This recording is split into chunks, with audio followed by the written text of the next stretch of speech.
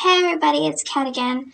Today I'm going to talk about a subject that's more sensitive, and it's really close to home. And I'm going to talk about how when I was 8 years old, when the pamphlet came out telling everybody that my father was a registered sex offender, how my life and their lives turned completely around. And before the pamphlet came out, I was like a bit of a social butterfly as an 8-year-old, as a lot of the kids were in my town. People would go to other people's birthday parties. I would be going to the birthday parties. We would have tons of play dates. The apartment we lived in, it was just sort of like a whole bunch of social activity revolved around it. There were always people around and things like that, kids to play with and hang out with. And it was just, I was really used to having a lot of people around, just like everyone in the town was. They were just all used to being around each other, and all the kids would always be playing and things like that. And so when the pamphlet came out and my life changed almost overnight, it felt like I ended up feeling as if I became completely isolated because none of the kids were allowed to talk to me anymore. It was like I was shunned by the majority of the town, and I think we only had like maybe one close friend who I could still hang out with, and even that, not right away. And it was like, even though I still had my parents and that one friend, it was just, I felt completely isolated because nobody was allowed to talk to me. Nobody would, they would just stare at me, and it would be like, any birthday parties I was going to go to or play dates, they were just canceled, and I couldn't even understand why right away. And it wasn't even just the kids, it was the parents too.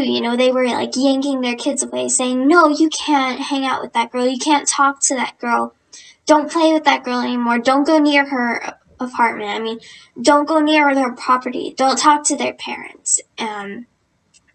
They would literally like tear their kids away and just say, no, you can't do that. And then the parents would literally just stare at me as I would walk by, or they would say, like, if I would go over to a kid's house and say, hi, can I play with Sammy or, George or Timmy? They would just say, no, you can't play here, don't come around here anymore. I was being rejected everywhere, and I think that at any age, being socially ostracized like that, it would be emotionally traumatic. But especially for a child, especially for a kid who is 8 years old, who only knows, going to school and then going to a friend's house, playing with their friends, playing with their schoolmates and running around and having fun in general. It's especially hard when you're 8 years old. And I just think that it's something that needs to be paid attention to, because being turned into like a social pariah like that, it's like I wasn't even treated like I was human anymore. It wasn't, nobody cared about anything. It was like I'm just some sort of alien thing that if they get too close, then I might explode and, it's like, I don't even know what they thought I was, that it was, they wouldn't come near me, they wouldn't talk to me, they would just stare. And, it's just, I don't understand why. Just because I was the kid of a sex offender, just because of that label, nobody could talk to me anymore, nobody could come near me.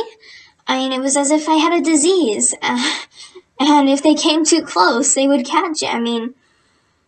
I don't see how it's fair, and I cannot let myself believe that everyone will react that way. I cannot let myself believe that if they were more informed in that town of what actually happened, that they would have acted the same way. But at the same time, everybody in that town, I mean, we had lived there for some time beforehand, and, they knew my parents. They knew that my dad was a good person and that my mother was a good person. They knew that, they were good parents and good people, that they wouldn't hurt anyone else. And yet, at the same time, the second that they learned this information, they completely threw that out the window and treated us like complete strangers, like people they would never want to talk to. I mean, like, we were just untouchables. I mean, it was just like they wouldn't talk to us. They would just stare at us. And I think that, I mean, I had my family. I had that friend, but at the same time, it was like I was put into a bubble by everyone around me, just being rejected by society, and I couldn't understand why. All I wanted to do was pop that bubble and go have friends again. I wanted to be able to go and play with the normal kids at the playground. I mean, all I wanted to do was just go and have friends, and that was denied to me just because of the label of being the child of a sex offender. And I don't want to believe that everyone will think that way and think that that is right, because I don't think that is. And I think that if people hear what I have to say outside of that town, I think that if you, the listeners, are just hearing what I am saying and listening to everything I have to say, that you will understand. And I like to believe that, you will agree that it's not right to treat people that way. And it's not right to treat anyone that way. I mean, to treat someone like a social pariah, to treat them like they have a disease or something just because of a label, without really thinking about, how are they as a person? What do you know about them as a person? What are they like behind that label?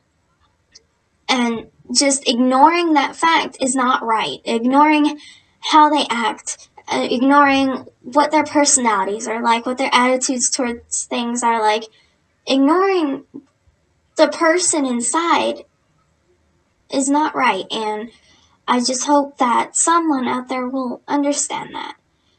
And that's all I have to say for this video. So thank you for listening.